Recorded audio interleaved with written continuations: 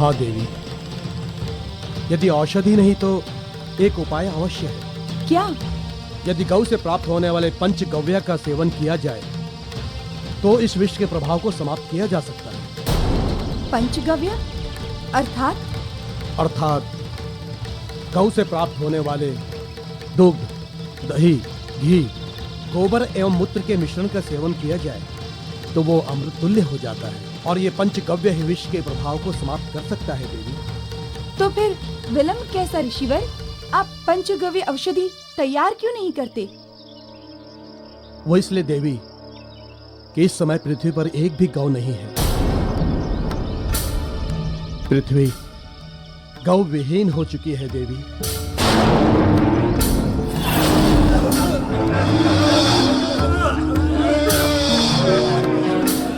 ऐसी स्थिति में पंचगव्य का निर्माण कैसे हो सकता है देवी? हो सकता है ऋषिवर, अवश्य हो सकता है। कैसे देवी? क्योंकि संसार की समस्त गौएं मुझ में ही तो समाहित हैं। क्योंकि संसार की समस्त गौएं मुझ में ही तो समाहित हैं।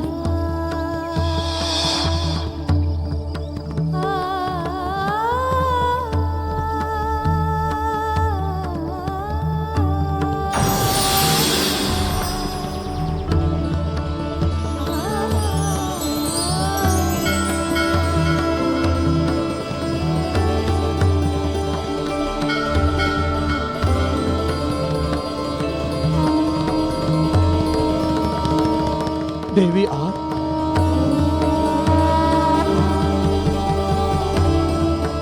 हे ऋषिवर, आपसे प्रार्थना है, अब विलंब मत कीजिए। पंचगव्य बनाने की तैयारी प्रारंभ कीजिए।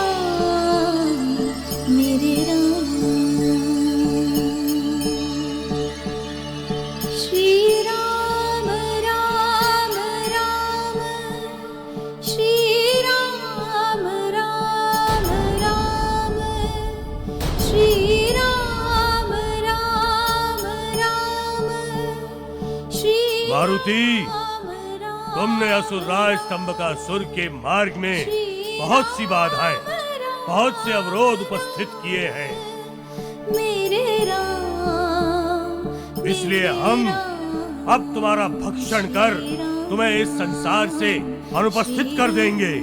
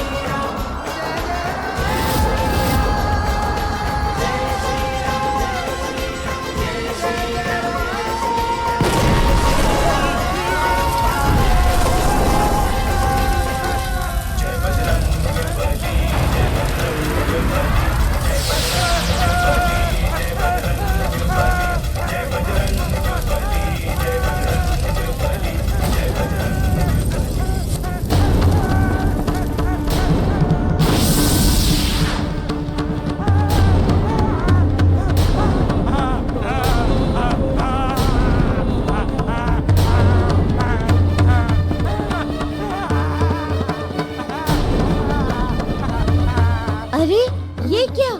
कौन हो तुम लोग? तुम लोग झुलस कैसे गए?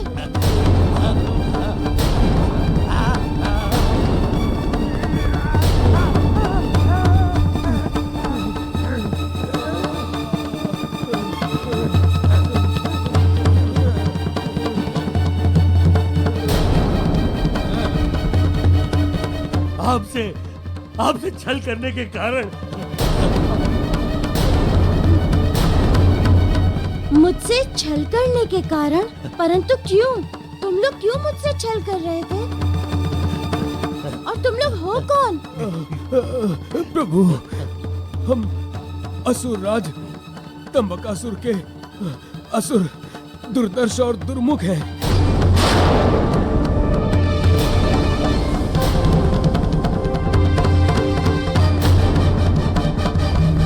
तंबकासुर के आदेश पर हम आपका मार्ग रोकने की कोशिश कर रहे थे ताकि आप जीवंती बूटी को ना पा सके प्रभु। किंतु हम समझ गए कि आपका मार्ग रोकना किसी के लिए भी असंभव है। प्रभु, आज हमारा जीवन सफल हो गया। आपके तेज को छूकर हम पाप मुक्त और पवित्र हो गए।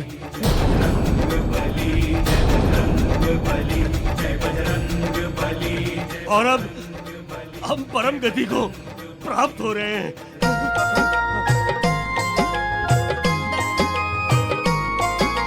नाम हनुमान बलवान बाल भगवान, महिमा अनंत जाको सृष्टि गुण गायो है। महाशक्ति दिव्य शक्ति ऐसो महावीर शक्ति, देखी देखी वैरिणी को अंतर कपायो है। अंजनी को लाल लाल लाल गाल, क्रोधवंत को न समझ पावे भ्रुकुटी चढ़ायो है।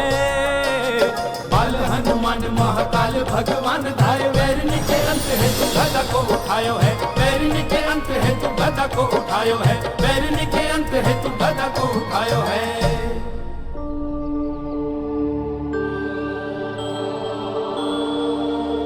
यदि इन्हें तंबकासुर ने भेजा था तो इसका अर्थ ये हुआ कि 100% दूध को विषाक्त बनाने का कार्य भी तंबकासुर ने ही किया है। तंबकासुर, समझ गया मैं तुम्हारी चाल, किंतु मैं तुम्हें उसमें सफल कदापि नहीं होने दूंगा, कदापि नहीं।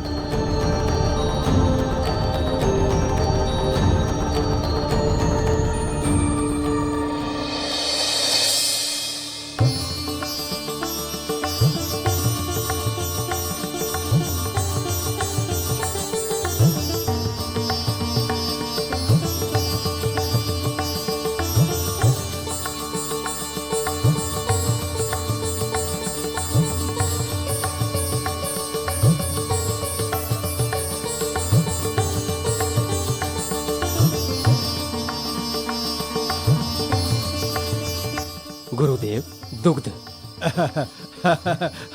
ऋषिवर, अब हमारे साथ दूध, दही, घी, ये गोबर और गौमूत्र, ये पांचों वस्तुएं हमारे पास एकत्रित हो गई हैं।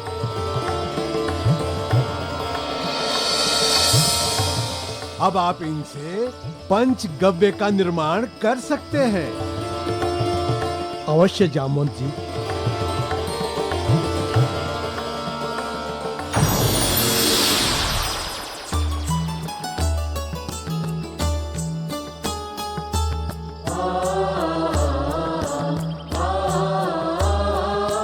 हाँ ऋषिवर, आप विलंब मत कीजिए। पंचगव्य बनाकर ग्रामवासियों का उपचार शीघ्र प्रारंभ कीजिए। अवश्य देवी।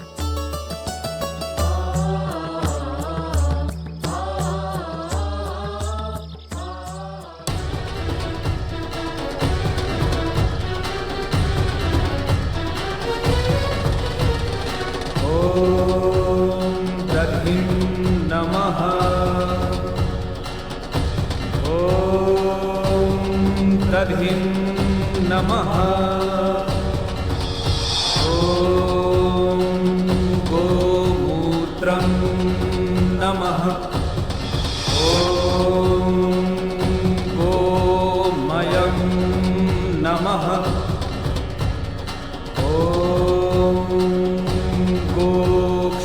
क्षीरं नमः। ॐ घृतं नमः। ॐ गोमूत्रं गोमयं क्षीरं दधि सर्पि समन्वितम् सर्वपापविशुद्धर्थम् पञ्चगव्यं पुनातु माम्। पञ्चगव्यं पुनातु माम्। पञ्चगव्यं पुनातु माम्।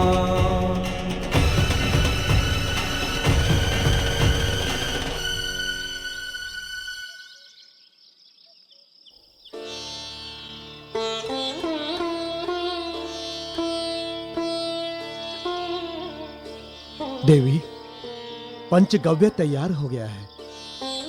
मेरी इच्छा है कि आप इसे अपने कर कमलों से ग्रामवासियों को पिलाएं। ऋषिवर, मैं? हाँ देवी, आपके द्वारा पिलाए जाने से इस पंचगव्य का प्रभाव दोगुना हो जाएगा। जैसी आपकी आज्ञा ऋषिवर। वत्स, तुम इस पंचगव्य को लेकर ग्राम में जाओ। हम अन्य औषधियों को लेकर शीघ्र वहां पहुंचते हैं। जी गुरुदेव।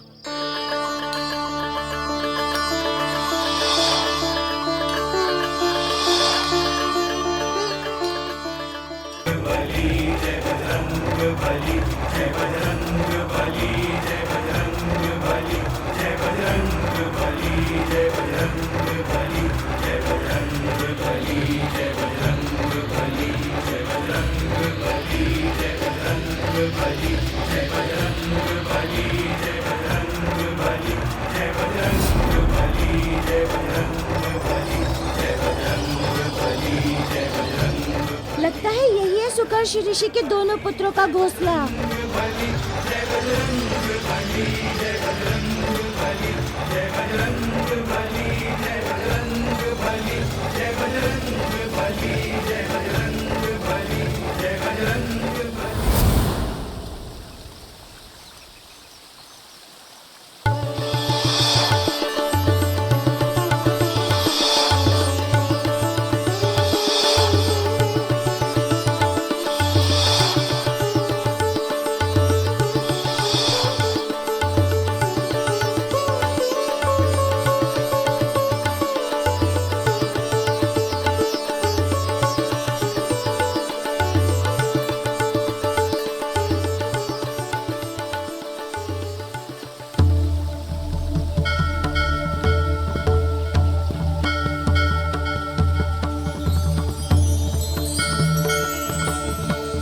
ये तो अद्भुत लेखन शैली है।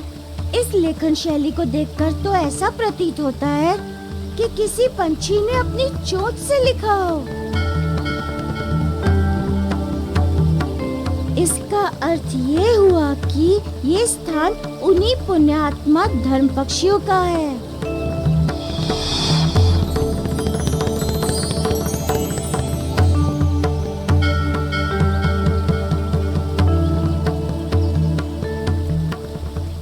किंतु वो है कहाँ? धर्म पक्षियों कहाँ हैं आप? धर्म पक्षियों कहाँ हैं आप? हमारी रक्षा करो, हमारी रक्षा करो।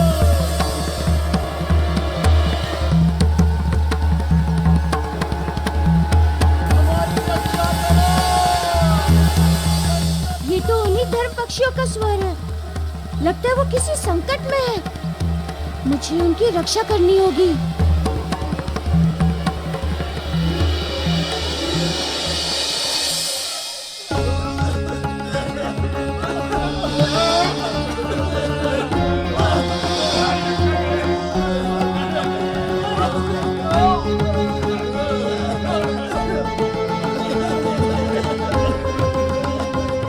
मुझे लगता है अब हमारी मृत्यु निश्चित है। सत्य कहा तुमने। जब मतंग ऋषि जैसे ज्ञानी के पास भी इस विष का उपचार नहीं है अब दूसरा कौन हमें बचाएगा?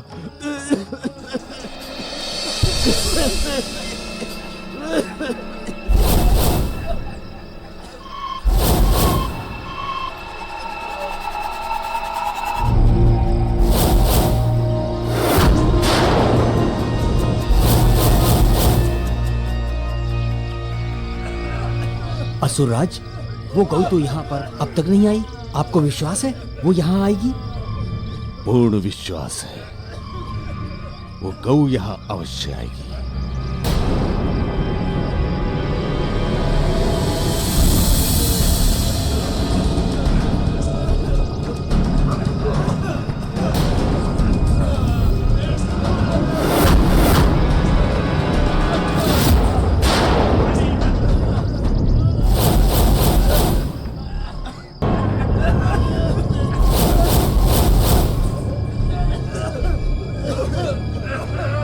ग्रामवासियों, आप लोगों को चिंता करने की कोई आवश्यकता नहीं है। मतंग ऋषि ने आपके उपचार के लिए औषधि तैयार कर ली है।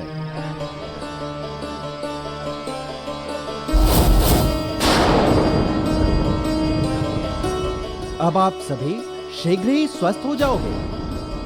देवी, आइए अपने हाथों से इन ग्रामवासियों को अमृत स्वरूप पंचगव्य पिलाएं।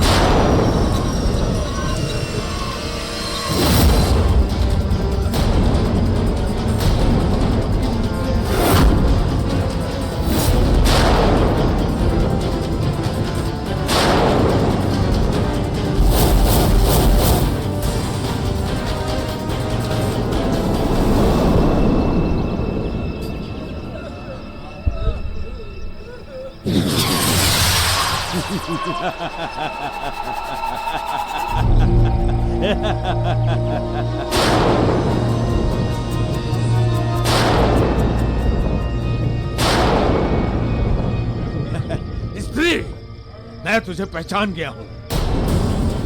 अब तो जीवित नहीं बच सकती।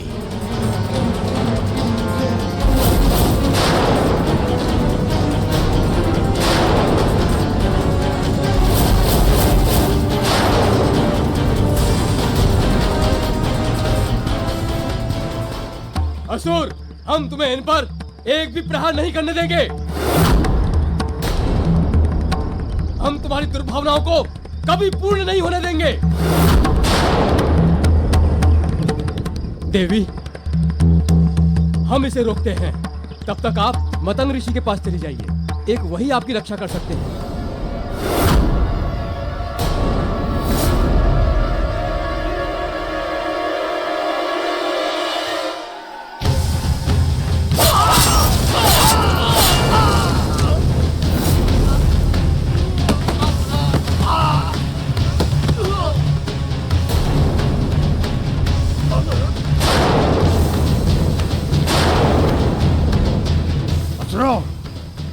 पकड़ो से, बच के जाने न पाए।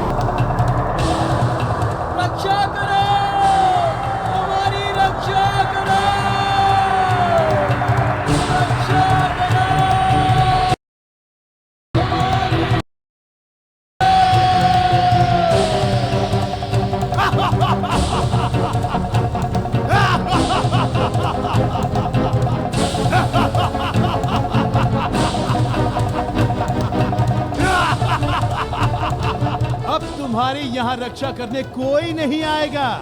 बहुत उड़ लिए तुम लोग, हाँ? बहुत माप ली आकाश की ऊंचाइयां। अब मृत्यु की शरण में जाने के लिए तैयार हो जाओ।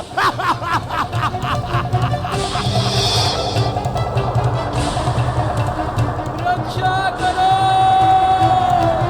हमारी रक्षा करो, रक्षा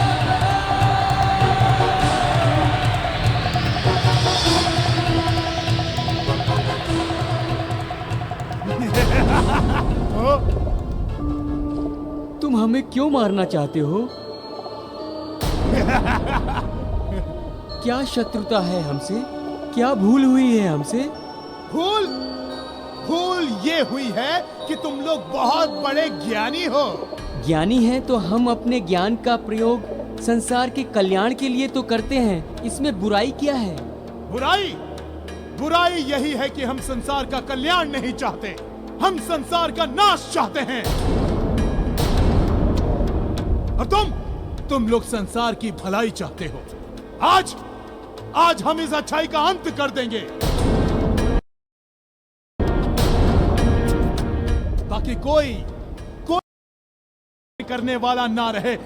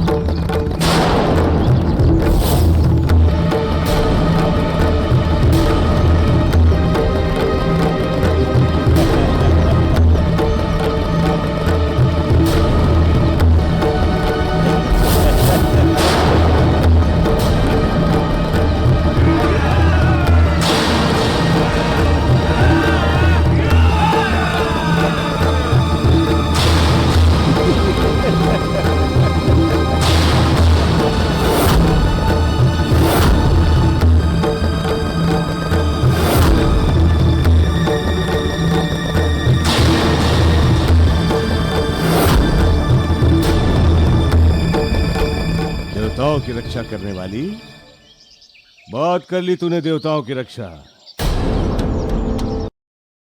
स्वयं की भी रक्षा नहीं कर पाएगी।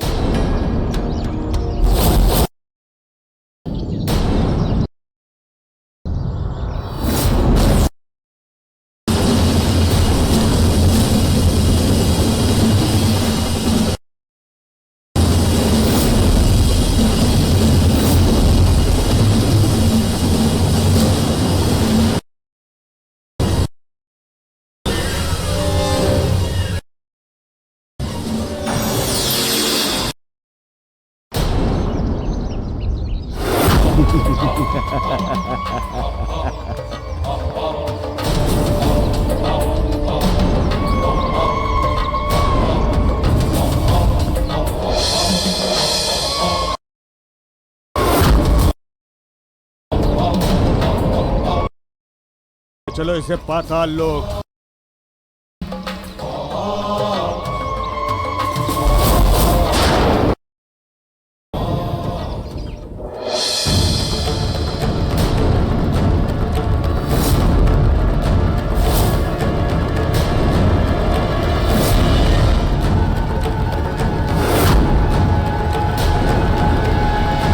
हे बानर बालक, तो फिर अवरोध उत्पन्न करने आ गया। जब जब और जहाँ जहाँ अधर्म होगा, निर्बल पर अत्याचार होगा, तब तब और वहाँ वहाँ मैं आऊंगा। मैंने तुम्हें बहुत अवसर दिए, किंतु सबको तुमने व्यर्थ कर दिया। मैंने बहुत प्रयास किया कि तुम पाप का मार्ग छोड़ दो, किंतु मेरा प्रयास व्यर्थ गया, क्योंकि तुम जड़ हो, भाव शून्य हो। इसलिए अब तुम्हें इस संसार में जीवित रहने का कोई अधिकार नहीं।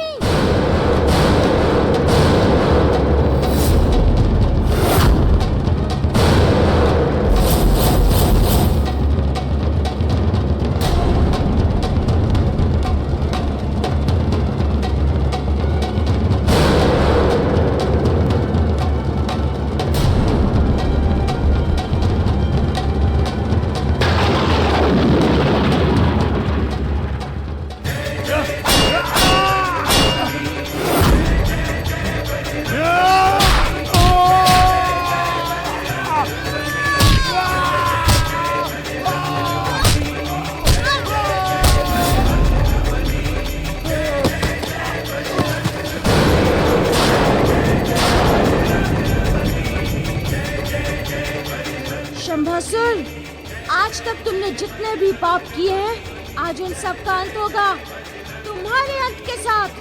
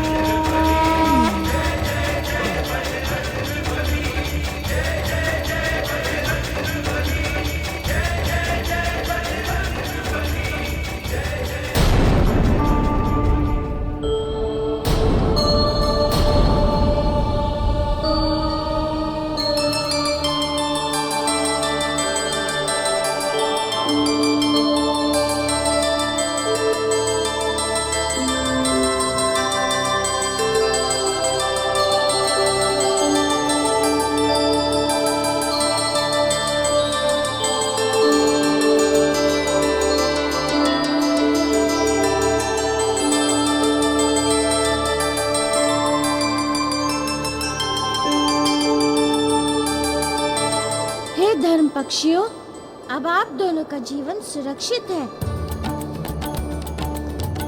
संकट का अंत हो गया, इसलिए भय त्याग दीजिए। मैं सदैव प्रस्तुत हूँ आपकी रक्षा के लिए।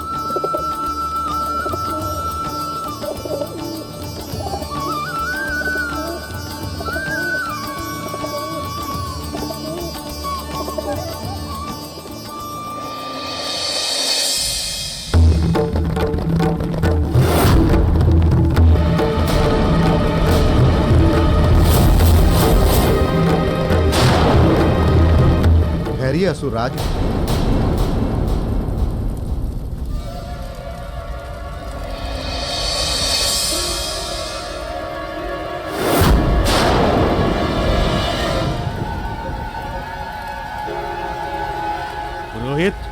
तुमने मुझे रोकने का दुस्साहस किया। इसका अर्थ है कि तुम अपने अंत के लिए आतुर हो। तो मैं तुम्हारी आतुरता समाप्त कर देता हूं। ठहरिए असुराज। असुराज, यदि मैंने आपको रोका है तो आपके हित के लिए रोका है। इस समय इस गौ के वध से बढ़कर मेरे लिए और कोई हित की बात नहीं। मेरे कार्य में बाधक मत बन। मैं बाधक नहीं बन रहा हूं असुराज। मेरा तात्पर्य केवल आपको यह समझाना है कि यदि आप इस गौ का वध गोमेध यज्ञ करने के पूर्व कर देंगे तो इसके शरीर में स्थित सभी देवताओं की शक्तियां आपको प्राप्त नहीं होंगी। इसके शरीर में स्थित सभी देवताओं की शक्तियां आपको प्राप्त नहीं होंगी। और यदि इस गौ की आहुति गोमेध यज्ञ में करेंगे तो उन समस्त देवताओं की शक्तियां जो इसके शरीर में स्थित है आपको प्राप्त हो जाएंगी। उन समस्त देवताओं की शक्तियां जो इसके शरीर में स्थित है आपको प्राप्त हो जाएंगी।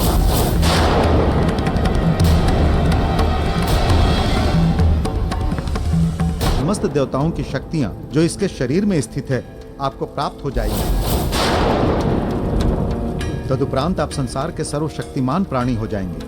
तदुपरांत आप संसार के सर्वशक्तिमान प्राणी हो जाएंगे। सर्वशक्तिमान प्राणी? हाँ असुराज। तब तो यज्ञ की तैयारी करो। अब हम यज्ञ में इस गौ की आहुति देंगे।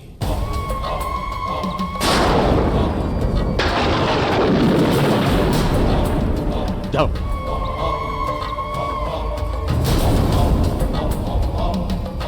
निर्बल गौ, तूने मुझसे बचने का बहुत प्रयास किया किंतु बच नहीं सकी। तंबकासुर से आज तक कोई नहीं बच सका, तो तू पशु होकर कैसे बच सकती थी? स्वयं भी थक गई और मुझे भी थकाया। मेरी तुझसे कोई शत्रुता नहीं थी, किंतु आज तू मेरी सबसे प्रबल शत्रु है। जानती है क्यों? क्योंकि तुमने अपने शरीर में उन देवताओं को छुपने का स्थान दिया, उन देवताओं को जो मेरे शत्रु हैं। और शत्रु को संरक्षण देने वाला भी शत्रु ही होता है।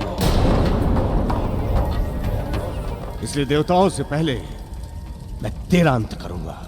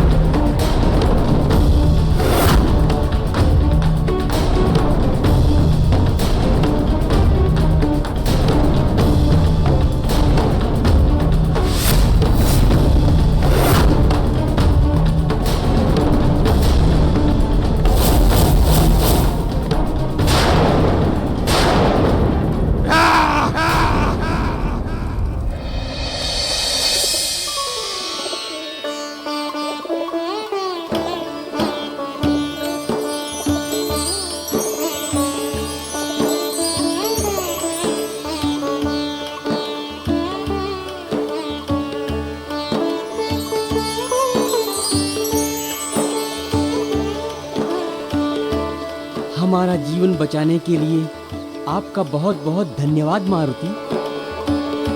यदि आप उचित समय पर नहीं आए होते तो वो असुर हमारा वध कर चुका होता मारुति। हे धर्म पक्षियों, ये तो हमारा कर्तव्य था। इस वट वृक्ष के पत्रों पर लिखित ज्ञान इस सत्य और इस तथ्य का प्रमाण है कि आप लोगों के भीतर इस संसार का संपूर्ण ज्ञान समाहित है। किंतु एक पक्षी होने के नाते आप लोगों के लिए ये संभव कैसे हुआ? किस प्रकार अर्जित किया आप लोगों ने ये ज्ञान धर्म पक्षियों? हम जन्म से ही पक्षी नहीं थे मारुति। तब कौन थे आप?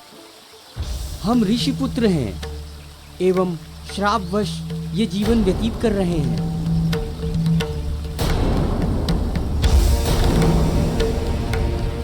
किस घटना के कारण धर्म पक्षियों?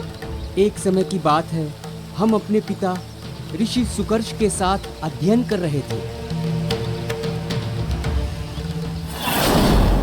पुत्रों, जीवंती एक ऐसी विद्या है जो इस संसार में संजीवनी के समान ही कार्य करती है। ये किसी भी प्रकार के विष का प्रभाव त्वरित रूप से कम कर देता है। पिताश्री, आपने हमें जीवंती के विषय में ज्ञान देकर हमें उपकृत किया।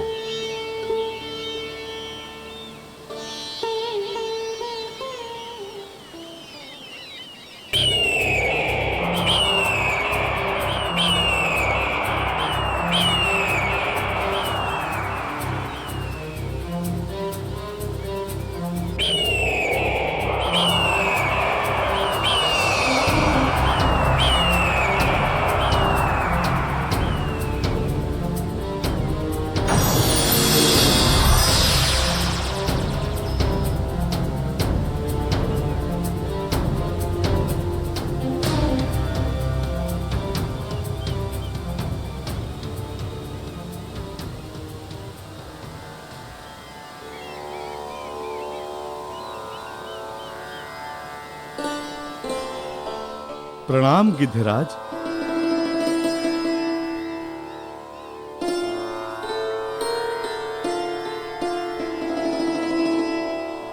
विराजिए।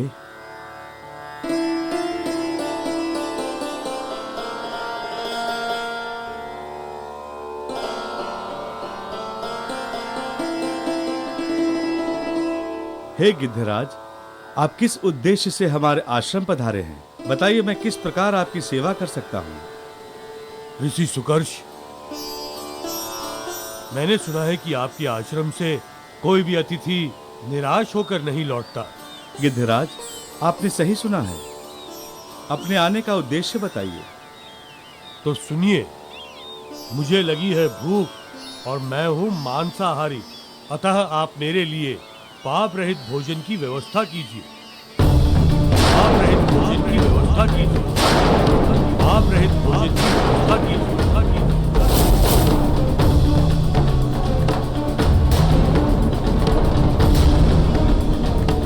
पाप रहित भोजन की व्यवस्था संभव नहीं है गिद्धराज।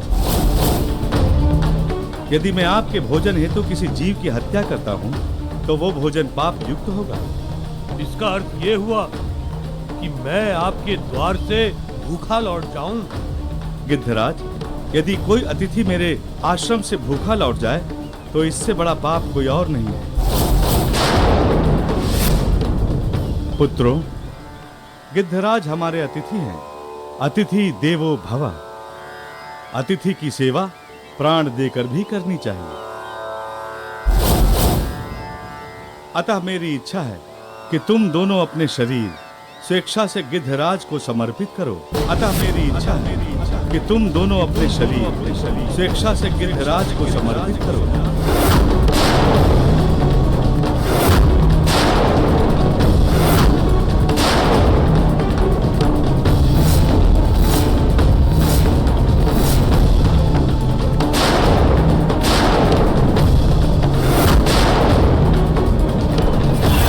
अतः मेरी इच्छा है कि तुम दोनों अपने शरीर स्वेच्छा से गिद्धराज को समर्पित करो।